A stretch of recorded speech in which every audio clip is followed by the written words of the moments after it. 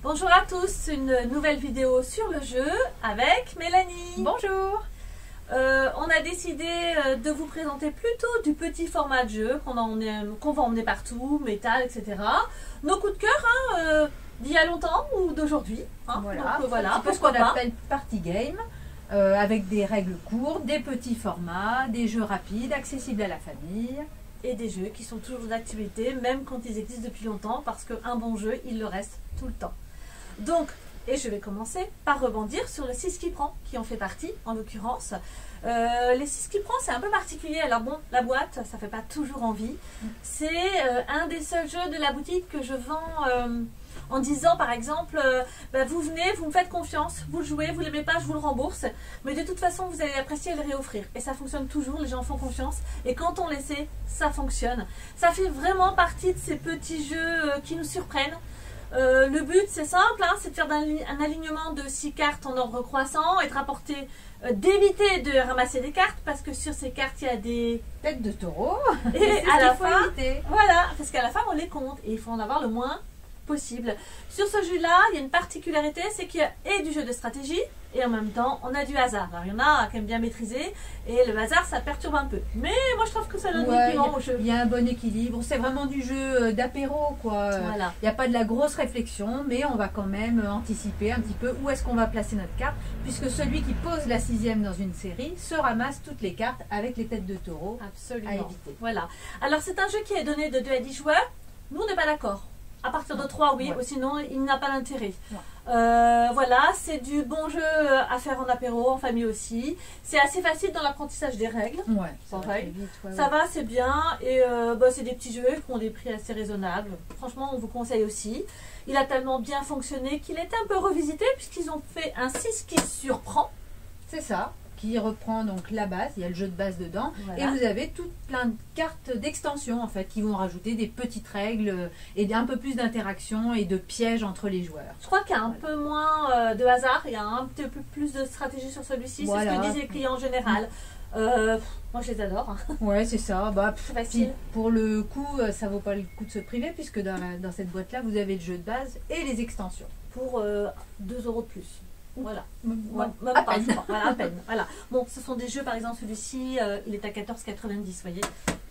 Là, j'ai plus 16,90, 2 €. Voilà, ça marche très bien. Ça fait partie des petits classiques de Jean de la Lune. Bon, dans la même gamme des boîtes métal, vous avez Salade de points, qui reste un petit peu dans cet univers-là. Là, on va faire des collections de cartes. Bon, le thème est un peu raplapla, ça plaît pas à tout le monde, c'est des légumes, mais c'est joli, c'est coloré en fait, puis c'est dans l'esprit, on va sur le marché. Donc on va récupérer des cartes légumes ou des cartes menus. Et ces cartes menus représentent les objectifs à atteindre. Ça va être d'être majoritaire en nombre de carottes, ça va être d'avoir moins de choux que les autres, etc. Ou d'avoir le double d'oignons par rapport à son nombre de tomates. Que des petits objectifs simples à atteindre en fait. C'est familial, là c'est pareil, ça se joue de 2 à 6, des parties de 20 minutes à peu près. De 8-10 ans, voilà, ça passe bien. Voilà. Même dès 8 ans, ça passe. C'est accessible. Voilà. Dans ces petites gammes de jeux, bon, je pense que du jeu un peu particulier, on est sur des jeux de bluff, je dirais. Il s'appelle Mytho, il porte bien son nom. C'est le seul jeu où on a le droit de tricher, mais c'est dans les règles. On a le droit de tricher, c'est dans les règles. Donc c'est bluffant puisqu'on va essayer d'apporter une carte aux autres. Au départ c'est assez simple même, on va jouer tous au milieu de la table. En fonction de la carte qui est au milieu, on pose soit une valeur supérieure, soit une valeur inférieure de 1 point. Donc ça, pour les enfants, s'ils ont du mal à compter, il y a une carte 2, on leur dit tu peux poser un 1 ou un 3. Voilà, inférieur ou supérieur. Mais il y a les cartes spéciales, les mythes, qu'on ne peut pas jouer au milieu de la table. Il va falloir les planquer dans la manche, les jeter par-dessus son épaule, les foutre sous la table. Et là, en fait, on part dans des explosions de rire parce que on a beau savoir qu'on peut tricher, c'est pas dans nos habitudes et du coup, on est un petit peu mal à l'aise avec ça. Voilà. Il y en a qui sont vraiment mal à l'aise avec ça. Voilà. On sent qu'il y en a, ça gêne de tricher. Et puis il y en a qui sont beaucoup plus à l'aise. Oui. On bluffer les autres et tricher, c'est super rigolo. Il est bien fait ce jeu-là parce que c'est bon enfant. Franchement, c'est ça. Ça va très vite à apprendre. On a des petites cartes spéciales où on va refiler des cartes aux autres. Pour les plus jeunes, je trouve qu'on leur apprend bien à maîtriser leurs émotions en fait. Hein, donc ça c'est un point positif, il n'y a pas tant de jeux que ça. On apprend à gérer ses émotions et je trouve que c'est une bonne chose aussi. Voilà. C'est du bon jeu d'ambiance. Pré-ado, ado, ils adorent ce type. Carrément. Voilà. Mais même adulte. Même adulte. Mais en l'occurrence, à jouer avec nos enfants, c'est pas mal. Voilà. De voir la carte partir à droite, à gauche, ou en dessous, de choper, voilà. C'est pas mal du tout. Ouais, c'est ça. Alors là, après, on rentre dans les jeux un petit peu plus, avec un petit peu plus de maîtrise. Là, ça va plus plaire aux ados, adultes et voire les grands-parents aussi, puisque ça reprend le principe de la belote ou également du poker. Oui. Dans le sens où on va faire des plis, c'est un jeu de plis, mais avec des combinaisons de poker, des paires, des brelans, des foules, etc. La petite originalité du jeu, c'est qu'on ne peut pas trier ses cartes. Donc on va devoir les arranger au fur et à mesure en se débarrassant des bonnes en plein milieu de la partie. Voilà, tout simple, hein, quand c'est à nous de jouer, on essaie de faire une combinaison supérieure aux autres pour pouvoir remporter le pli. Maintenant, on va vous parler du petit jeu Quicks. Quicks, c'est un jeu à cocher. Un petit roll and write. Voilà. Et on est dans des jeux un peu à la bingo, enfin au bingo, etc. C'est ça. Un peu plus subtil. Ouais, quand même, hein, parce qu'il y a de la stratégie derrière. On a une ligne à cocher. Je vais essayer de vous l'approcher. Je lui tendais à Mélanie pour qu'elle vous l'approche, mais elle n'a pas réalisé. Alors, je ne sais pas si on voit bien, parce que parfois on a un contre-jour. Donc, en fait, le but étant, c'est de lancer tous ces dés. Et puis, on va faire une sélection sur ces dés et on va cocher à fur et à mesure. Et à un moment donné, on peut bloquer sa ligne. Et si on bloque sa ligne, on va bloquer les lignes des autres. Forcément, le but du jeu, c'est de gagner le plus de points possible. Celui qui a bloqué toutes les lignes va dire stop et c'est lui qui va gagner la partie. On est vraiment dans des jeux d'esprit. Oui, comme tu disais, oui, voilà. Moi, je pensais aussi au jeu où on lance tous ces dés, comment on appelait ça? Le Yams. Voilà, tous ces jeux de dés faciles. Voilà. La petite subtilité avant même de bloquer sa grille, ça va être que quand on a fait une coche dans une ligne, on ne peut pas cocher les chiffres qui sont avant. Donc il ne va pas falloir aller trop vite. Bloqué. Voilà, okay, c'est ça. Voilà, c'est des jeux, de toute façon, il y a de la réflexion derrière, c'est assez intelligent et c'est bien fait. Ouais, c'est ça. Et pourtant, pareil, petits jeux qui ne payent pas de mine comme ça. Nous, ça fait partie aussi de très bons jeux qu'on conseille très facilement en famille, avec les parents et les grands-parents. Les grands-parents adorent aussi ces jeux-là, à partager avec eux. Hein. Ça passe bien ce type de jeu. Un petit jeu qui passera bien en famille, mais pas forcément avec les grands-parents, c'est Sushigo. Alors là, celui-là, il passe bien parce qu'il a des images déjà toutes kawaii, toutes mignonnes. Je vous montre. Faut que tu montres, je pense. Voilà. C'est assez joli. La boîte métal est très belle, les cartes sont jolies, la qualité, les dessins sont beaux. Voilà, et ça initie surtout à ce qu'on appelle le draft. Le draft, c'est j'ai des cartes en main, je choisis ce que je garde pour moi et je passe le reste à l'adversaire qui est à côté. Ça donne une interactivité dans le jeu parce qu'on est obligé de se passer les cartes. Voilà. Forcément, on ne lui passe pas toujours ce qu'il a envie. C'est ça. On va un petit peu faire l'équilibre entre qu'est-ce qui est intéressant pour moi, qu'est-ce qui me fait marquer des points, mais qu'est-ce qui va être intéressant pour lui. Voilà. On fait un petit peu la balance avec tout ça. Et puis surtout, ce qui est génial sur ce jeu, c'est que tout est écrit sur les cartes. Voilà. Celle-ci, elle nous fait gagner directement 2 points. Il y en a qui nous font marquer des points si on les a par 2, par 3, par 4, etc. C'est tout mignon, ça s'apprend en une partie, c'est acquis. C'est facile, voilà. Finalement. De 2 à 5 joueurs, je crois. À partir de 8 ans, ils disent, et effectivement, à partir de 8 ans, c'est bon. Mais de 2 à 5, effectivement. Donc des petites boîtes très rapide. Voilà. Ouais. Dans du jeu d'ambiance, puisqu'on est un peu dans du jeu de famille, on va continuer sur une Animo, qui sont toujours ces petites boîtes métal. Ça, c'est des jeux hyper faciles en famille. En l'occurrence, si on veut l'offrir à des gens pour les initier au jeu, tout simplement, ils n'ont pas l'habitude de jouer, on a peur que ça ne plaise pas, on ne prend pas de risque sur ce type de jeu. On va sortir une carte avec un thème, par exemple, je vais vous dire château. Eh ben, on doit tous avoir un crayon, une petite grille, et on doit écrire 7 mots qui correspondent à château. Alors, prince, princesse, 8 mots, voilà. Prince, princesse, épée, etc. Le premier qui a écrit ces 8 mots dit stop. Et puis après, à partir du moment où on a des mots communs, on va lever la main et on va compter nos points. Si on est 2 joueurs à avoir le même mot, on aura 2 points. 3 joueurs, 3 points. C'est simple et c'est sympa. Ouais, comme le baccalauréat. C'est l'esprit du baccalauréat. Voilà. C'est assez simple. Moi, je m'amuse même parfois à trouver un terrain. Par exemple, si quelqu'un fait du sport, a une spécificité ou de la cuisine, etc., ben, je vais essayer de trouver des thèmes qui leur correspondent. C'est assez facile aussi. On peut facilement adapter ce jeu. Franchement, il est rigolo, c'est très facile dans les règles et ça met de l'ambiance et on peut jouer à très nombreux. C'est pareil, je huit, crois, je jusqu'à crois, 8 non? au moins Ouais. facile, voilà. Donc c'est vraiment l'idée de jeu familial. Ah oui. Dans la même idée, Just One, alors j'en ai Complètement. beaucoup parlé, Just One, parce qu'on est typiquement dans des jeux d'ambiance. Ouais. Pareil, minimum 3. Une animaux, je trouve que c'est bien aussi à nombreux. Ouais. Un Bah, minimum pour les 3. points, Alors oui, c'est Just mieux. One, on a des petits marqueurs chacun avec des petites tablettes effaçables où on va écrire un mot. Alors c'est pareil, l'idée est la même. On va sortir un thème. Et puis on a un maître du jeu qui lui ne va pas voir le thème. On le met de côté. Non, pas celui-là. C'est l'inverse. Tu te rappelles, celui qui tire la carte, il ne voit pas son mot. Il la pose sur son chevalet. C'est ça, c'est ce que tu disais? Alors j'allais y arriver, mais pas dit. Mais c'est ça, en fait. Excuse-moi. Je disais juste que le joueur n'avait pas accès au thème et que Oui, c'est les ça. autres joueurs Oui. avaient accès au thème et devaient trouver un mot pour faire deviner ce thème au joueur Oui, qui n'avait c'est pas ça. vu. Donc, toujours dans la même idée, on va trouver un thème, on va par exemple dire piscine, bah, moi je vais écrire un maillot de bain, quelqu'un d'autre va écrire, je sais pas, eau. Ouais. Puis quelqu'un d'autre va écrire maillot de bain. Bah, si on a deux mots identiques, ils s'éliminent. On n'aura plus qu'un mot pour faire deviner au joueur qui doit deviner le mot à thème. Mm.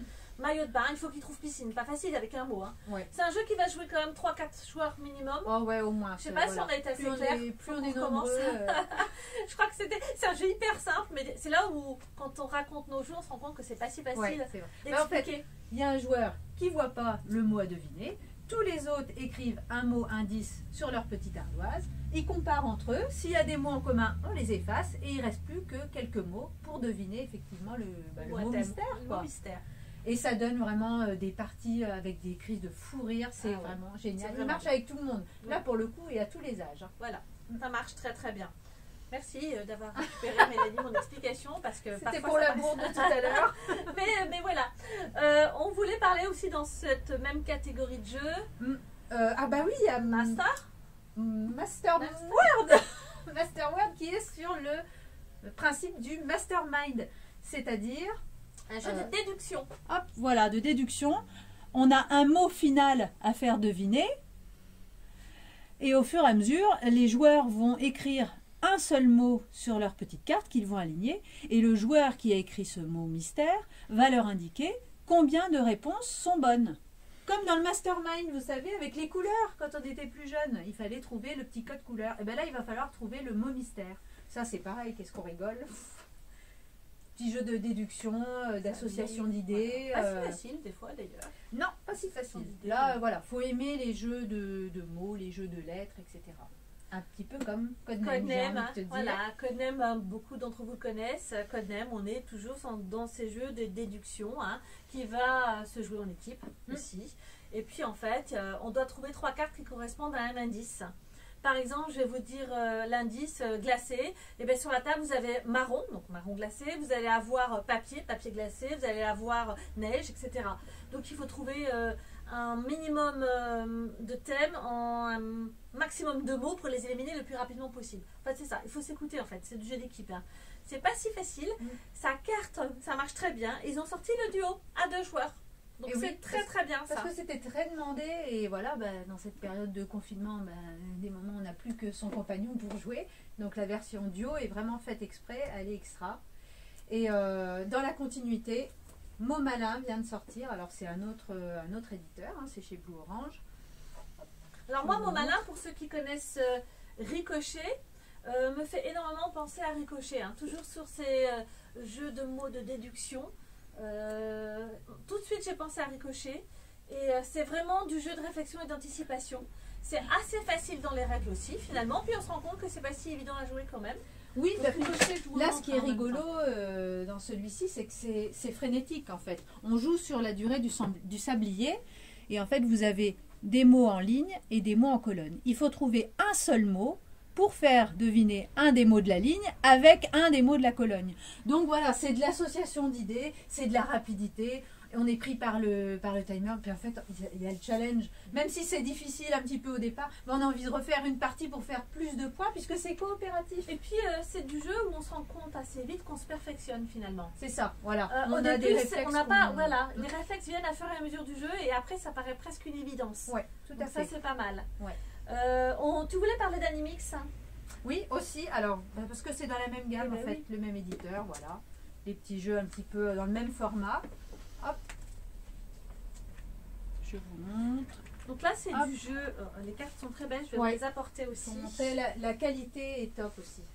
Là, c'est un petit peu plus pour joueurs déjà.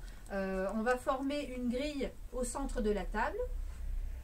Voilà, avec toutes ces cartes animaux. Et on va en avoir certaines en main. Au fur et à mesure de la partie, on va poser des cartes qu'on a dans la main sur la grille au milieu de la table et d'autres on va garder devant soi, dans une pioche personnelle en fait. Et à la fin de la partie, on va révéler notre pioche personnelle. Pour chaque type d'animaux, celui qui est majoritaire remportera les points. Et là, encore une fois, on ne le verra pas là, on va le voir sur les cartes. Hop. Encore une fois, le système des points, eh ben, il est indiqué directement sur les cartes. Voilà. Avec les loups, on va marquer des points s'ils sont sur le pourtour de la grille. C'est assez bien expliqué sur la carte elle-même en fait. Hein. Je ne sais pas si on voit bien à l'écran. Voilà. C'est assez clair. Alors le jeu, il est quand même pas si facile. Par contre, je trouve, il paraît assez enfantin comme ça sur le visuel.